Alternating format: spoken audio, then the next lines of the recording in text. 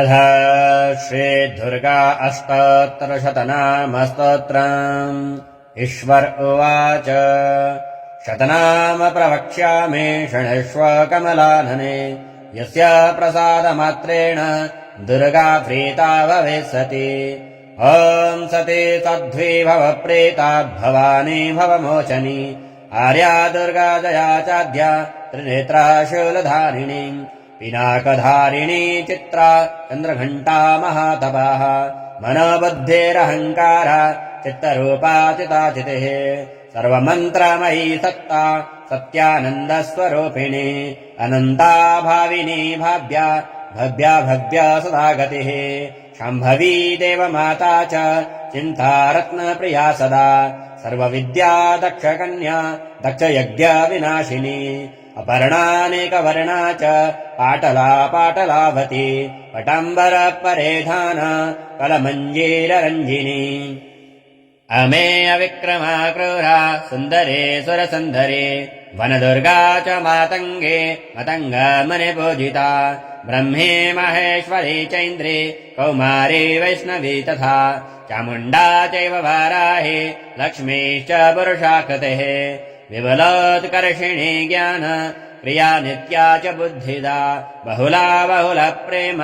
सर्ववाहन वाहन निशुम्भ शुम्भ हननि महिषासुरमर्दिनी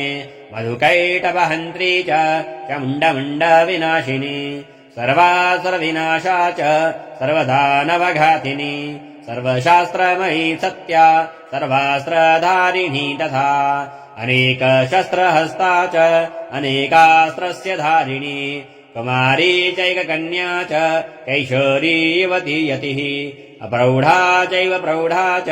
वृद्धमाता बलप्रदा महोदरे मुक्तकेशी घोररूपा महाबला अग्निज्वाला रौद्रमुखी कालरात्रे तपस्विनी नारायणी भद्रकाली विष्णुमाया जलोधरी शिवदूती कराली च अनन्ता परमेश्वरी कात्यायनी च सावित्री प्रत्यक्षा ब्रह्मवादिनी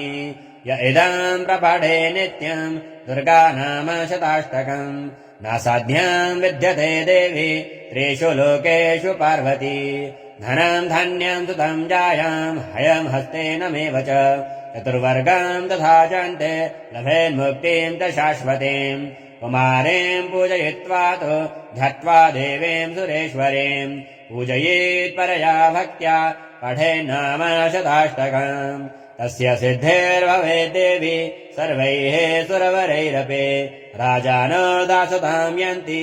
राज्यश्रियमवाप्नुयात् गोरोचनालक्तकुङ्कुमेन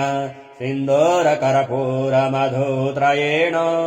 विलिख्य यन्त्रम् विधिना विधिज्ञो भवे सदा धारयते पुरारिः भौमावस्या निशामग्रे चन्द्रे शतभिषाम् गते विलिख्य प्रपठे स्तोत्रम् स भवे सम्पदाम् पदम् श्रीविश्वसारतन्त्रे दुर्गाष्टोत्तरशतनामस्तोत्रम्।